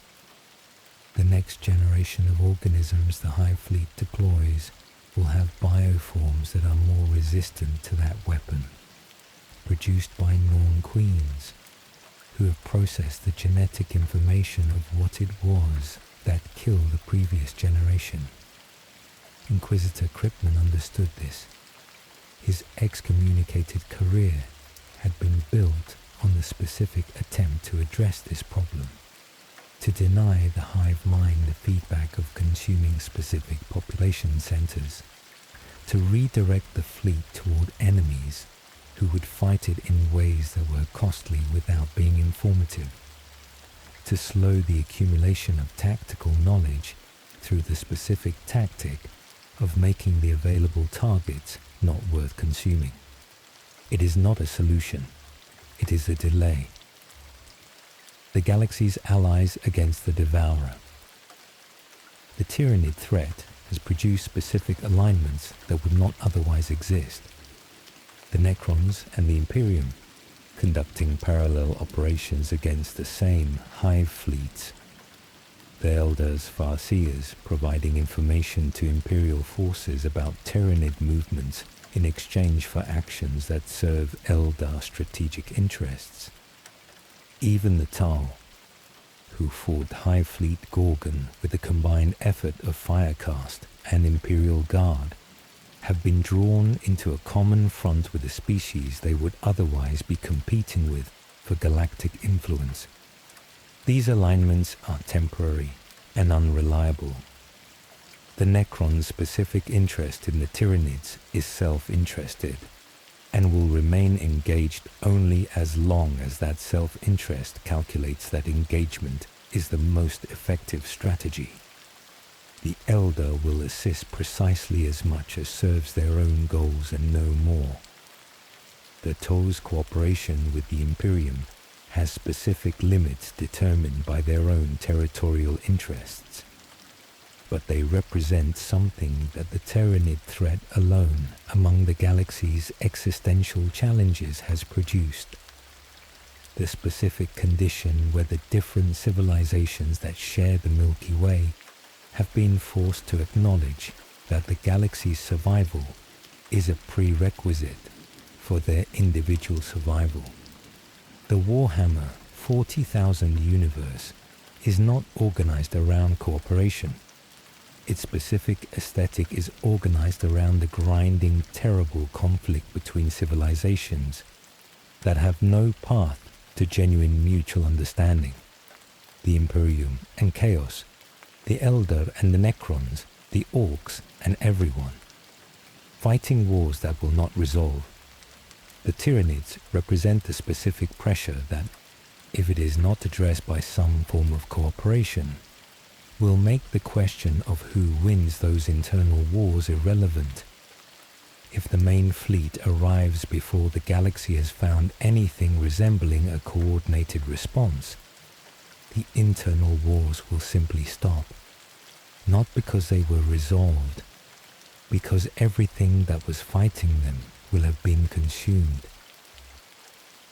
What the 40,000 universe is saying with the Tyranids. The Tyranids are the 40,000 universe's commentary on extinction. Not war, extinction. The specific quality of a threat that does not aim to subjugate or corrupt or rule, but simply to consume until there is nothing left to consume. Every other faction in the 40,000 universe says something about human nature, about the specific ways that beings with consciousness organize themselves around power and belief and violence. The Chaos Gods are the psychic weight of human emotion at cosmic scale. The Necrons are the specific tragedy of beings who got exactly what they wanted. The Elder are the specific tragedy of beings who were extraordinary and destroyed themselves. The Orcs are the specific comedy horror of violence as culture taken to its logical extreme. The Tyranids say something different. They say, outside the specific dramas that consciousness produces, the specific tragedy and comedy and horror of beings that want things and fear things and love things, there is something that does not care about any of it, that does not recognize it as significant, that processes the accumulated history of every civilization that ever existed in the galaxy in the same way that a fire processes wood, efficiently, without preference. The hive mind, consuming the specific grief of the Eldar's fall, and the Necron's biotransference, and the Imperium's 10,000 years of managed decline, and the Orcs' endless war, processing all of it as fuel for the next generation of organisms, is the 40,000 universe's most honest acknowledgement of what it means for all of this to exist in a cosmos that does not assign meaning to it. One final image. Somewhere in the intergalactic void, moving toward the Milky Way, not a fleet in the conventional sense, something that makes the Hive Fleets, the devastating forces that have consumed worlds and devastated civilizations and produced 3 Tyrannic Wars, look like the advance guard they are. The hive mind does not see it this way, because the hive mind does not have a perspective that organizes things into figures and grounds, threats and reassurances. It is simply the continuation of what has always been continuing. The specific movement of a vast biological presence across cosmological distances toward the specific concentration of biomass that the Astronomican's light had indicated. In the Milky Way, the civilizations that have not yet been consumed are fighting each other and fighting chaos and fighting the Tyranids and the Necrons and making the specific calculations of self-interest that consciousness produces when it is trying to survive. The void does not care about any of their calculations. The main fleet continues approaching. The advance has done what advance forces do, tested the defenses, educated the intelligence behind them, and kept the thing it is advancing ahead of moving toward its destination. Whether the galaxy can survive what is coming, whether the specific combination of cooperation that would be necessary to address a threat of this scale is achievable for civilizations that have been designed by their history and their nature for exactly the opposite of cooperation, is the question the 40,000 universe uses the Tyranid thread to keep open. It does not answer it. The answer, whatever it is still being determined by the specific people and beings and civilizations who are living in the moment the story is currently documenting. This has been the entire Tyranids timeline. From the intergalactic void and whatever drove them toward this galaxy, through the 3 Tyrannic Wars and the organisms and the Hive Fleet, and the specific minds trying to address what could not be simply defeated, to the Fourth Tyrannic War that is the ongoing condition of the age of the Dark Imperium, told slowly, for the dark that is always outside the light and the specific things that move through it. The Great Devourer hungers. It has always hungered. It will not stop. Good night, my dear friend.